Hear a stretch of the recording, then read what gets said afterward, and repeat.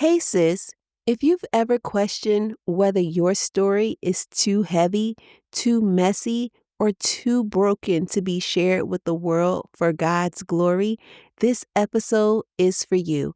I had the pleasure to sit down with Tiane Sutton, the author of God's Baby Girl, and we had a wonderful, relaxed conversation about her journey of healing from trauma, finding faith after atheism, and how obedience in writing her book helped break generational curses. Her journey will not only move you, it'll remind you that your story is worth telling too. I pray this interview will bless you and encourage you. Get your notebook and pen because I know this is going to be so impactful to your life and help you write your book. Let's get it. Ready to write your first book and make an impact? Do you wish you could organize your book ideas without feeling overwhelmed and actually find the time to write and finish your book? Hey, I'm Donna Cherie, a book writing coach and author. Welcome to Book Writing Made Simple.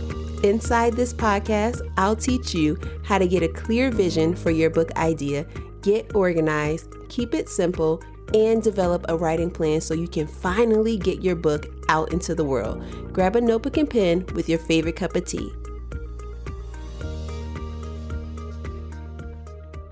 Hey, Tiane, welcome so much to the show. How you Hello. doing today? Man, I'm blessed. There's so many good things, so many strange things, so many things that make you go, going on. I'm just glad to be here right now. Yes. Amen. So tell the audience a little bit about who you are, what you do, and what your book is about. Yeah, so wow, that's a loaded question. So how do you summarize it without giving your whole life story? Of course, my name is Tiane Sutton. I'm a lot of things to a lot of people. First off, I'm a child of God, and you'll see how that's impacted me later. But I'm a wife, I'm a mother, and I work in reentry work. So I help individuals that have been entangled in the justice system find resources or just ways to turn their setbacks into comebacks. Throughout my hobby journey or freelance or extracurricular activity, I like to plant. I like to do hot yoga. Who knows why? I'm still trying to figure it out. I just keep going and keep enjoying it, but keep questioning myself in the middle of it when I'm doing it. So I absolutely love my husband and my kids down. I'm just such a family woman, and I just love the Lord. My book is called God's Baby Girl. It's a book that I wrote in a time of transitioning from trauma and not being aware of my trauma to choosing healing, choosing therapy, choosing a different response to the things that I've been through. I was journaling one day while I was in therapy, and I looked back at everything that I was writing, and I was like, "Sheesh, I could write a book about all the things that I've been through." So I did. So God's Baby Girl is my testimony. However, I write it in story form. Everything, not everything, but I've included 7 core memory, if you will, moments of my life. And it involves homelessness, being bullied, being sexually abused, dating someone I shouldn't be dating, self afflictions, harming myself, being an atheist. It includes things like that. But each scenario I wrote about, which is a part of my testimony, I wrote it with a different character in a different household so that all my readers, all the women and men and boys and girls that read don't just hear Tiani's story. They see that there's other people and they might relate to them as themselves that are going through these things. And I'm so glad I wrote it like that because I didn't realize it when I wrote it like that. But after I wrote my book, I learned that so many people related to my story in some way, shape, or form. So, God's Baby Girl is about 7 girls that go through different traumas. These girls meet at a summer conference. They're just excited to show up at a summer conference and party and dance and have fun and all these things. But what they learn is the speaker that talks at the conference, which is me. The foreshadow of my healed version, and, the speaker that talks at that conference speaks to these girls individually, and they learn that they can heal from the things that they've been through. They can forgive the people that have taken them down this path. They can actually choose their body, not wait until it's a decision for abortion, but to choose to say no to sex. And they could just make different decisions in life based off of the choice to think in a different way versus react to their emotions. So I think I answered everything. Wow, that is so powerful. And like you said, there's so many people who might be going through a similar situation who can relate to your story and one of vulnerability transformation that God did in your life. And as you mentioned, like you were atheist Yeah, um before, and that in itself just, I mean, gosh, you can write a whole nother book just about that, I'm sure. I can. I can. It's big. But It's different because your moral foundation is basically it's the foundation of everything that you do, whether subconscious or not. Whether you open the door for the lady coming in behind you, whether you argue back with someone in traffic, whether you steal that thing when no one's looking, it's your moral compass. And being an atheist wasn't just denying God, and it wasn't just choosing to be like, I don't know what's going on up there, so I'll just be indifferent. It's having no substance to a moral compass that exists. Most people have a moral compass, and whether you accredit it to God or not, you have to answer to that. So being an atheist, I I was so torn between the same things that I'm torn now. Well, now I put it in as, do I wanna be righteous or do I wanna sin? But then it was like, do I wanna do the right thing or the bad thing? And yeah, I definitely could write a book about being an atheist for sure. and so when it came to writing your book, you mentioned that, you were journaling. How did you get the courage to actually say, "Okay, I'm going to move forward with this process?" I think at that moment of my life, I was fresh out of multi-level marketing. I was like, "Yeah, I'm not doing that," but I was fresh out of it, which means I could have cold called you and tried to sell you something real quick. I had that ambition.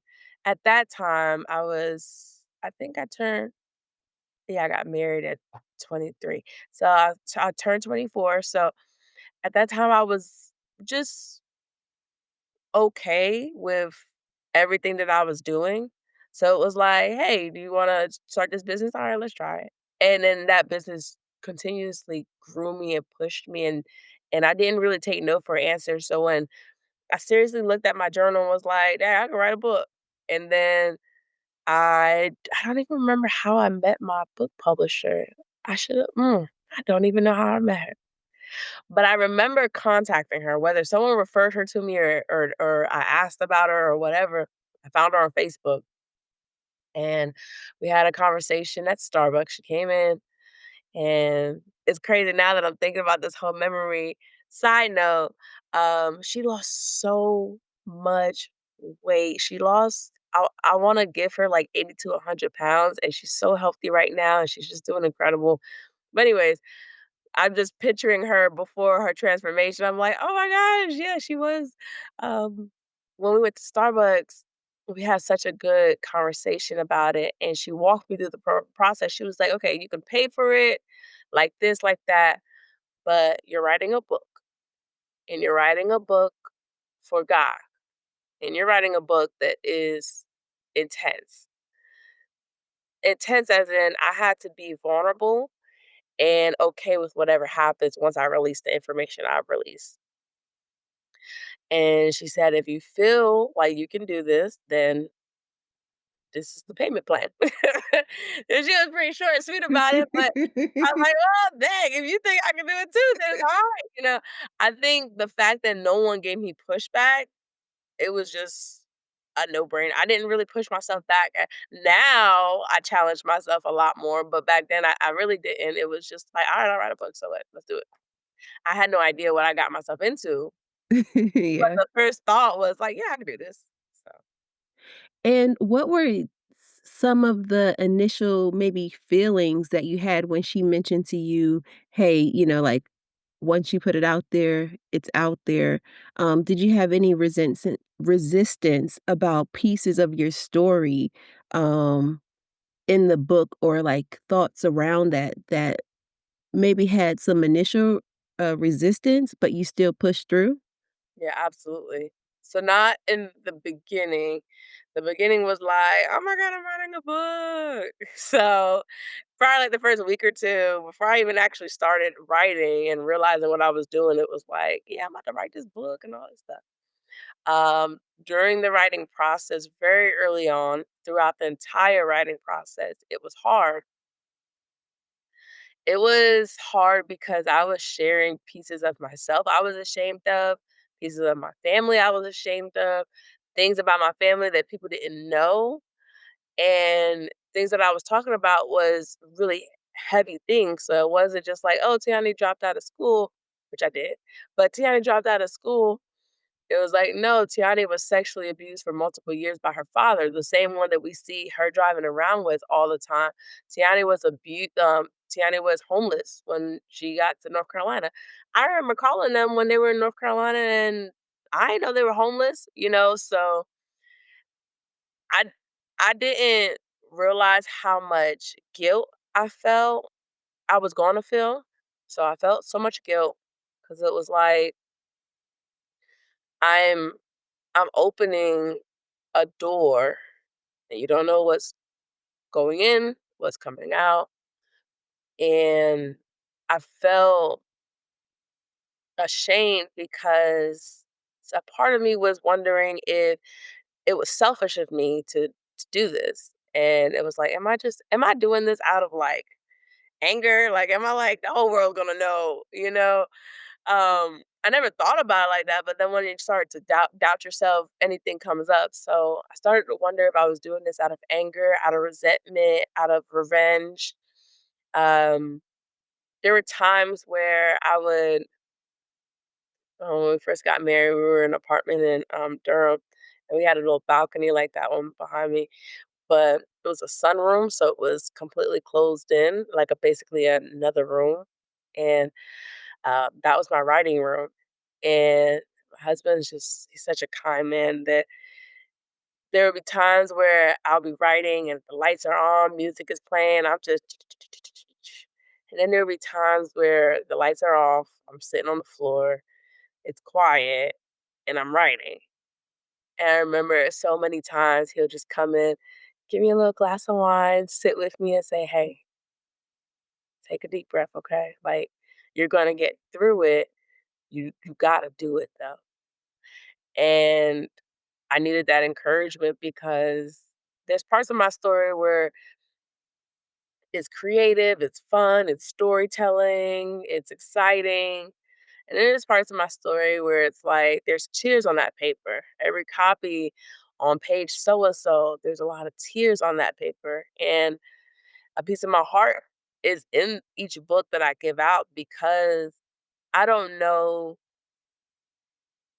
I don't know when you read my book, I don't know how it's gonna impact you.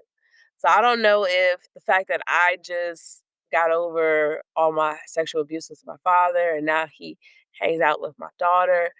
I don't know if that shakes you wrong. And then that's gonna be well, why would she let her daughter around that man? And well, why? So I still back then it was really hard. And even now, every time I sell my book or give it away, I still think like there's a lot in between these two covers. So the whole writing process, it was a emotional roller coaster. Absolutely. But, you know, like I tell my daughter, just do it. Like she'll tell me, I'm scared. Okay. Do it scared. She'll tell me, "I don't want to, it hurts." Do it in pain, so, um or she'll be watching TV, I'm like, "Do this." She's like, "Okay." She's still watching TV, I'm like, "Do it distracted, but do." So, if I could tell myself back then, that was the whole mantra the whole time. It was like, do it in pain, do it scared, do it in tears, do it excited, do it embarrassed. I was embarrassed for a while, especially when I had to promote my book because I knew what I was promoting. Well, I thought I knew what I was promoting. But yeah, I think that answered you. Yeah, and a few things that I heard, you saying, like, during that process, like, there was some resistance that came up, to finally, like, dig into the writing process and the what ifs, all the what ifs that begin to come up and self-doubt. But the message that I hear you saying is to do it anyway, do it afraid regardless of how you feel. And I can relate to some of those things as well because in my book, I talk about childhood trauma and things of that nature and promiscuity. But I felt like during that time, there was also an additional healing for me. There was things that I thought I had already dealt with prior to that, but it went to a whole nother level as I was writing the book. So, I agree 100%. So my book started as a journal. So I was already, it was recommended that I was journaling because, so I'm gonna give you a quick story. In May 2018, I gave my life to Christ. I was 22 years old. And 3 months, no, 2 months after that, June, July 2018, another family member sexually abused me in my sleep. I woke up to being abused. I'm 22 years old. Um, Another month after that, August, my grandma had her stroke and there was a hurricane coming. I think it was Matthew. I'm not really sure. There was a hurricane coming. From the time that I gave my life to Christ to 3 months later, so much happened. And those were just big statements. So after I woke up being abused, I left the house. I was staying at a friend's house for that whole time. Now staying on someone's couch, they got a man, and you try not to put your food too close to their food in the fridge, and you try not to be too long in the shower, and you're trying to wake up when they wake up and not use the bathroom. Um, traveling, um, with so much gas money and things like that, just living outside of the home abruptly, dealing with being sexually abused. And then my grandma had a stroke. My mom had to leave. I'm still living at home with my mom. My mom had to leave home so that she could take care of my grandma after her stroke. Well, um, when I was abused, it was at my home. So I had to move back because as the woman of the household, now that the official woman left, I had to make sure everything was running. With the hurricane coming, I had to make sure, like, power boxes and first aid and all that stuff was taken care of.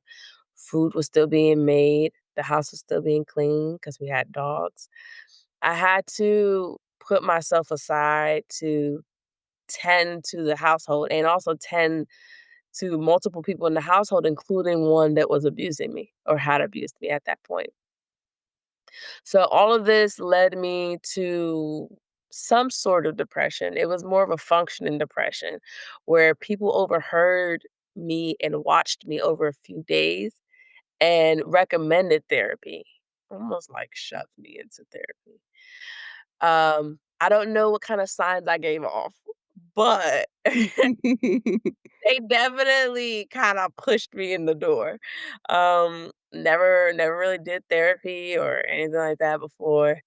So I'm talking to my therapist, and she was just like, "Yeah, you know what? You need to get this stuff out." 'Cause kinda like how I just did right now, kinda word vomited a lot of heavy stuff. Um, that was then, but in pain of me, so the version of me that was hurting and, just kept talking and kept talking. She was like, "You need to organize what you're saying." She asked me if I liked writing. We were trying to find an outlet for me. I was like, "Oh, I don't not like it. I can write." And she was like, "Okay, take notes the way you would in school and the way you would at work. Take notes and write down what you're doing." So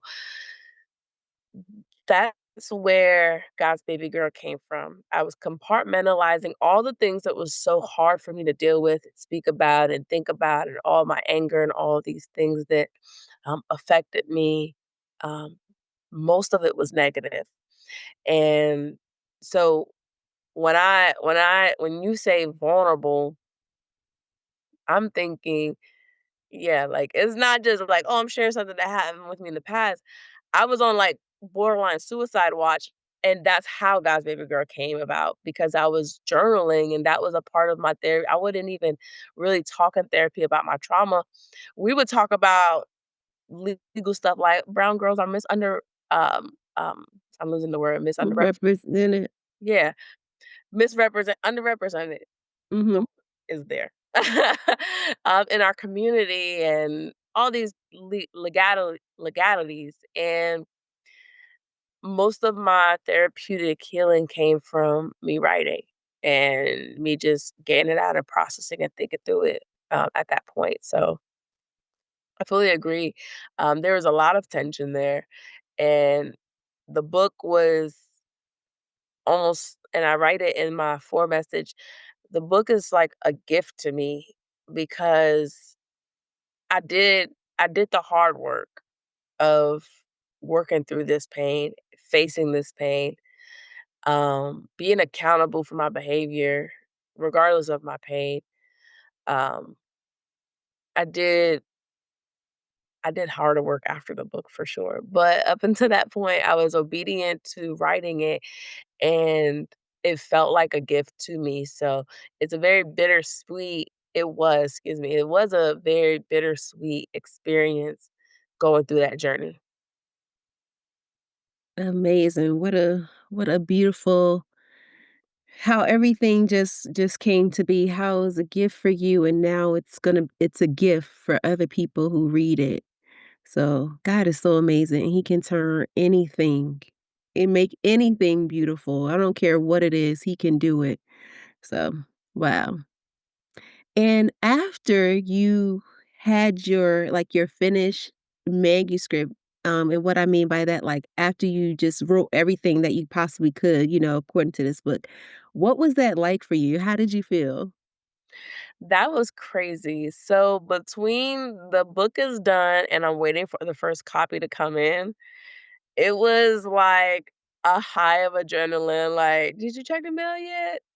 That box ain't gonna be in your mailbox, girl. It's coming to the door, and you know that."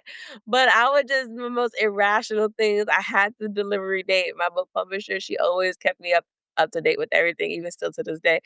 So, I already knew when it was coming, but it was like, "Oh my gosh," like, when we took the picture for the front of the book, when we took the picture for the back of the book, I had 2 letters that I submitted, and I went with one, but then I forgot which one I went with, so I was like, "Oh my god, which one did I go with?"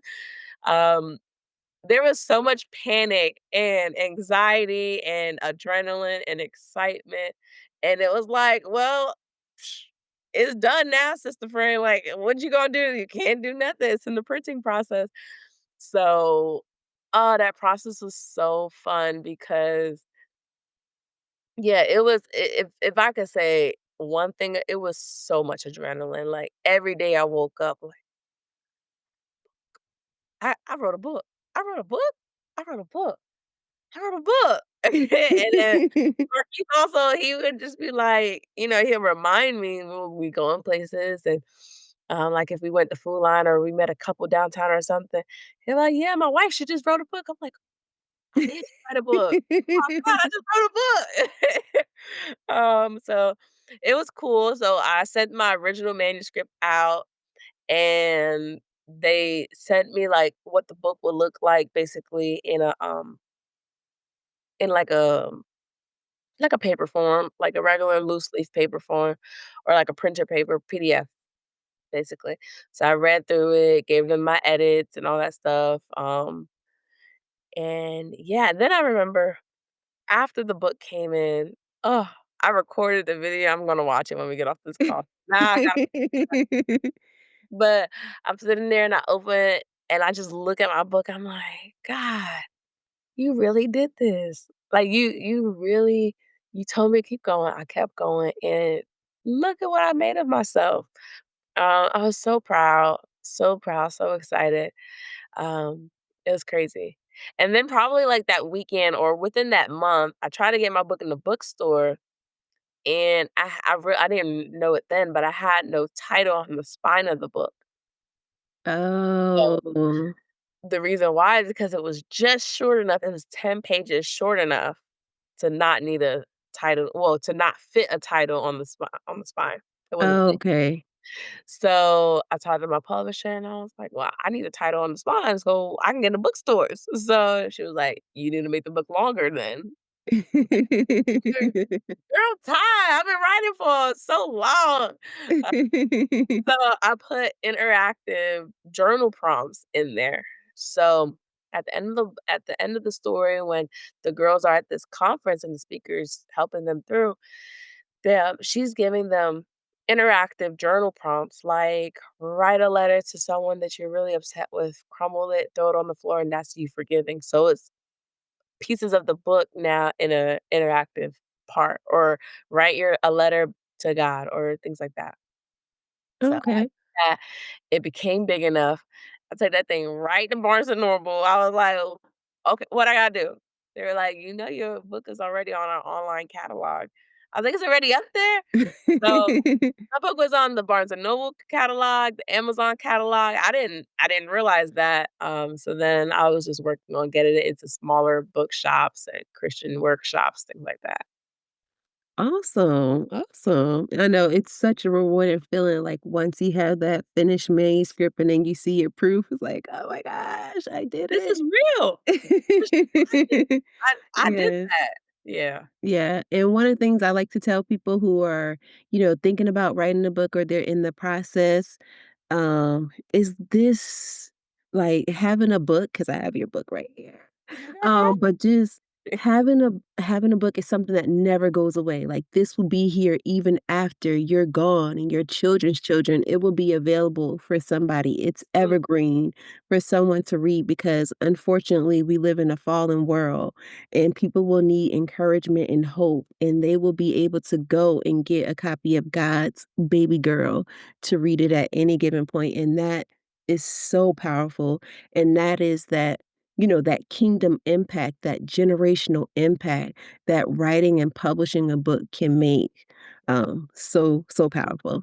I mean, you hit it right on the head. It's so crazy how me writing the book and doing all these things that felt like just being obedient and going through the process, it birthed so many other things out of my heart. So, like, my passion for women's ministry now. So there's 2 components I mentioned with you before that, I already have a women's ministry, and I'm working on a nonprofit right now. But the women's ministry, it's God's Baby Girl was the title because I never took not never, I didn't once my dad started sexually abusing me, I stopped looking at myself as someone's daughter, and I stopped looking at myself as something to be protected, loved on, raised, taken care of, because I lost that parental guidance. So, I stopped looking at myself as a child, and I th I believe that there are women in this world that have quote unquote "daddy issues" or just trauma or misdirected thoughts, misunderstanding concepts, false principles, and things of that nature that justify to them how they carry themselves, how they love themselves, how they love other people, most importantly, how they serve God. So, after writing God's Baby Girl, I learned, because I didn't realize it when I was writing it, I learned that back to that moral compass, it's not just do good, be good, go to good. Do bad, be bad, go to bad. Is there's a father that loves you so much. He's paved every way for you to be able to come back home to him, much like the prodigal son. He's paved every opportunity for you to return back. That's not a God that wants to send you straight to hell or to punish you or things of that nature. And with my story, I can I can convince a few people that I'm being punished by God with my story. But how good is it that the longer I trust him, the more his righteousness falls through and his light shines to where my story actually glorifies not just his kingdom, but it also equips women to come out of their story. Because there's a lot of stories that are not told. And when it comes down to being honest with yourself and being straightforward with the things that you've been through, it takes a lot of accountability. It takes a lot of humbleness, and it takes a lot of redirection, corrective action. So when you say kingdom work and the impact, it's impacted me so much so that when I want to make, I call it a fleshly decision, but when I want to make a decision based off of my feelings, I do have to remember I'm God's baby girl, a royal priesthood. I stand with the Most High. I've already conquered all things because in Christ I'm a new creation and I'm attached to the true vine that is keeping me, and He keeps keeping me. He will never leave me nor forsake me. He is my shepherd. He's a good shepherd at that. Okay, He prepared a table before me in the presence of my enemy, which means my enemy is around me right now. My enemy is here and they're watching what God is doing in my life, every reader's life, every girl that is not speaking about her story, every girl that is going through her story right now, every woman that has made it through and she has a family of her own and she's never shared her story and it's in her heart. He sees all of us. And to be God's baby girl, what a term of endearment, first off.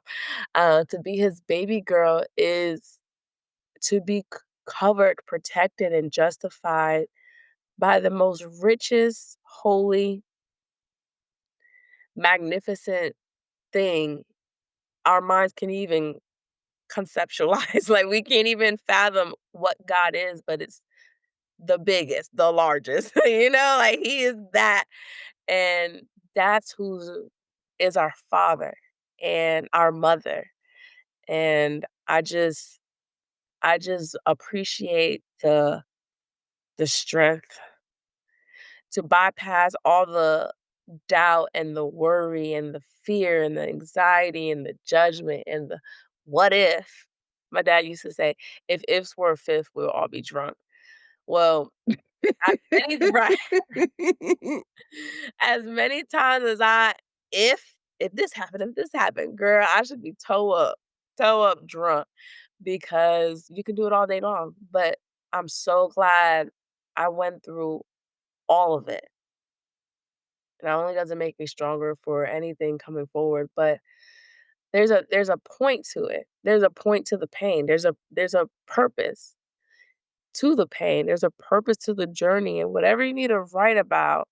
Dude, even if your gift is in technology and you're writing about how to build a computer and it's a how to me super boring, but to you could be incredibly intricate, interesting, all the stuff.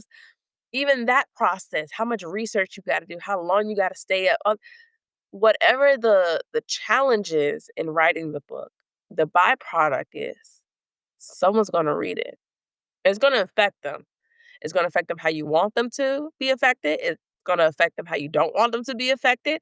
It's gonna affect them ways that you wouldn't even know that they will be affected. So, yeah, yeah, it just is what it is at that Yeah. it's just out there. That's good. That's good. That's good. And I just, for the person who is listening to this episode, I really do hope that you are so just inspired and encouraged through Tiani's own personal journey.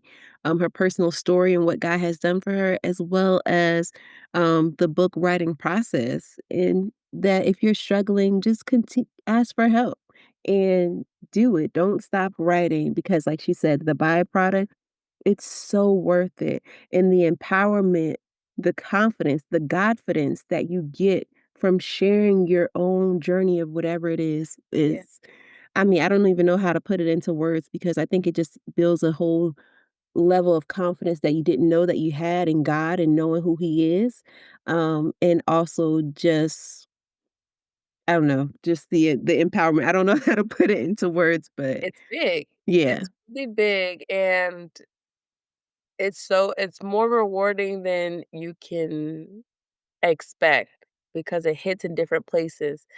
So, like, I'm playing with my daughter and she stomps her foot and she probably gets her attitude from me, maybe, I don't know. And I tell her, I was like, "Take a deep breath. You have the same mind that's in Christ. Relax." And that in that split moment, I realized I didn't grow up believing in God. This is a generational curse broken. My daughter is 3 years old. I didn't find Christ until I was 22 years old. My daughter is 3 years old talking about, "Same mind that's in Christ." Yes, I'm yelling. That's You right, gotta baby. listen to Christ, be quiet and breathe. But at the same time, what a beautiful thing, and that came from my trust in God. I was so new to the faith when I started writing journaling that it was a process, and I agree with you, Donna, like, you can't really put it into words. I almost get, like it's almost like be quiet 'cause it'll be wrong to try to put it into words 'cause it's just so big. But it's worth it. You can do it.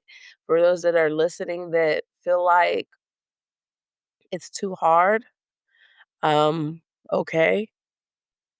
It could be. It could be too hard that day. It could be easier the next day. It can be too expensive. It could be all these things, but it can also get done. So ask for help, ask for guidance, YouTube a bunch of stuff if you don't want to ask for help or you don't know who can help you. YouTube helped me decide whether I wanted to have a publisher or go self-publishing. And yeah, there's just so much information out here. I don't think you're gonna not be able to do it for technical reasons. I think the battle's gonna be in your mind. And if that's the case, then you're already ahead of the game because you're in control of your thoughts and you're in control of your emotions and your actions. So, yeah, strap on your boots and get going. You heard it here, that's right. Get to it. And Tiani, I see on your cover, it has here best-selling author on Amazon.com. How did Yeah. that come No. to be? So, all I could hear is my daughter saying, "Clock that T, mommy." Uh, yes, ma'am. No, I when I launched my book, I did a pre-launch. So I did my book was supposed to arrive in October. Yeah, in October. So in September, I did a month pre-launch where I sold the book for about half the price and told them you can get off of Amazon. You could pre-order with me on my website, things like that. But once you order, you're getting it at a discounted price, plus the hype of me having a book. Everybody was like, "What? Girl, you wrote a book?" So that that month shot me up. I don't know. I don't remember the credential part of it, like what's the category and stuff. But I was number 1 in 2 categories for the whole month of September. Wow. October, I started my printed copies. I went down to number 2, and then I went to number 3 in inspirational religious story, something like that. Oh, and then I stopped tracking it because then I had so many hard copies I needed to mail, and I just was like, "Okay, whatever. Now it's back to regular price, so come on, let's get this stuff sold." And I had so many hard copies. And yeah, I'm still up there on the list. I think I dropped out of creative storytelling a few months ago, but you'll find me up there and that badge of honor or whatever it is, I guess. It's Amazon promoting the fact that they sell books and they put an emblem up there. It's me accepting that there's a award that shows hard work and effort. So, Mhm. definitely transactional, and the value is not on that cover, although it is I'm looking at my book, that's what I keep looking at when I talk about it. But the value, is yeah, it's bigger than that, but I'm very proud of that accomplishment. I'm very proud of all the speaking engagements. I'm very honored and, humbled, honestly, to be able to do more than just write this book and see what happens. Mhm. It's a lot more coming with that, which means I'm trusted with more, and people like you that allow me on their platforms, allow me in front of their audience. You've worked very hard. I think you said 2 years now. You've worked very hard to put your platform together, your audience, your niche, and you thought so highly of me that it was like, "Yeah, you would bless my platform, come on." And that's a very humbling thing, so, of course, again, I thank you publicly while it's in these people's ears. Yeah, Of course, it's an honor to know you and also to just hear your story and hear your heart and see what God is doing in your life. So, thank you for saying yes. I would have said yes regardless. So, for someone who is just struggling with writing a book, like they haven't even started yet, they know that they just have this God story that they have wanted to share for years, but just feel like they're in this place, could be warfare or whatever it might be. What is something that you could encourage them with today to help them get started? First 2 things that are coming to my mind is record a video or a voice memo and just talk. Talk to God and just express what you would say in a book. The book doesn't have to be written when you decide to write it. So, you say, "Today I'm gonna write a book," by the nighttime, it doesn't have to be a completed book. So, just like you wouldn't build a house from the roof up or throw in the bathroom and you don't got no walls up or nothing, you have a blueprint first. So, it does take time to plan and to think critically, and, you can be God-filled and you can be excuse me, you could be Holy Spirit filled and you can be motivated and excited and all these good things and not organized or not keeping up with the timetables, not punctual to the timeline that you need to write your book. And those are the things that are going to affect you. So if you're deciding to do something like write a book, whether you're on the technical side where it's like, yeah, I could write a book, I just don't know what to write about, or if you're on the side with, I know exactly what I want to write about, I've just never written a book before, I don't even know where to start. I would say get it out in whatever way you can. So just write, take a paper out and just say, one day I was in a car accident, I lost my leg and this happened. And whatever your story is about. Or open up your phone notes and just start talking. I'd encourage everyone to pray before they decide to embark on this journey because if it is for God, then of course you should be praying anyways to make sure you're aligned with Him. But if it's because you want to write a book, which is also an incredible decision to make, and I encourage you anyways to write a book, then praying will help combat the things that will come by default. Praying will help the fear and the doubt and the worry. Praying will help the self sabotage. You watching TikTok again, sister friend. You need to be writing this book. Why are you going out? You need to be writing this book. Go to that networking session. You know, heal your relationships with people because you're going to want them to buy your book. Have conversations with people because you're going to want them to promote your book. So you want to be able to put yourself in the position of winning when it comes down to succeeding in your book, right? So if we're talking about the book, all the content, all that stuff, take it to God. If we're talking about the book as far as like, how do I be successful with the book? Be technical. You can YouTube this stuff.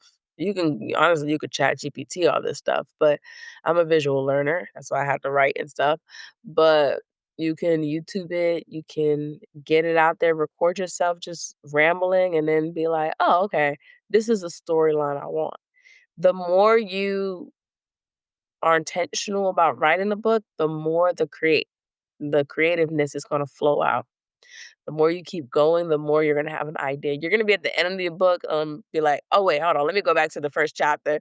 Let me tweak this real quick so it can match with the ending," and, you're gonna have fun doing it. You just have to, whatever you do, look for the excellence in it. So if you're doing a job, it don't matter how passionate I am about helping people that just left prison. If I don't do my job the way it's supposed to be done, I won't be helping anyone. So it don't matter how excited you are about the book if you're not gonna produce the book. So just produce it, and how to produce it is you gotta get started. You take a first step and then the next step, and then voila, you've taken 15,000 steps, and now you have a book. So, yeah, I guess. Yeah, thank you for sharing that. Thank you. I know that will be helpful to someone who needs it. So, where can people find you if they want to stay in contact with you or purchase your book, God's Baby Girl? Where can they get all that goodness? So right now I am operating on Instagram, Facebook, and I am selling on Amazon. I do ask that people buy personally from me because Amazon like their coins and I need more coins than Amazon. So, if it is more efficient for you to buy it on Amazon, absolutely, you can look it up. The book's up there. And if not, or if you're indifferent to it, please follow me on Instagram at underscore it's Tiane. So underscore ITSTIANE. You can also follow me or add me on Facebook, Tiane Sutton. Tiane is Tiane, Sutton Sutton. I am pretty active on both. I, depending on how far you are, tend to ship for free just because of that. But depending on how close you are, I would love to meet up with you. I would love to chat. And honestly, if there are other projects or anything collaborative, if you have a story, if you need help, if you want some more guidance, if you're interested in ministry, if something sparked and you just want to say, "Hey girl, hey," I'm definitely her. Like, just say, "Hey girl, hey." Yeah, those are the ways you can contact me.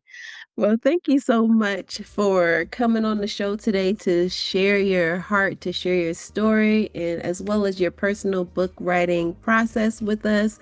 I greatly appreciate you, sister. Ditto. And I pray that God will continue to bless you, that He'll continue to rain His loving arms around you. And I know that He'll fulfill the promises in your life and just continue to keep moving forward. So thank you again. Thank you so much. Wow.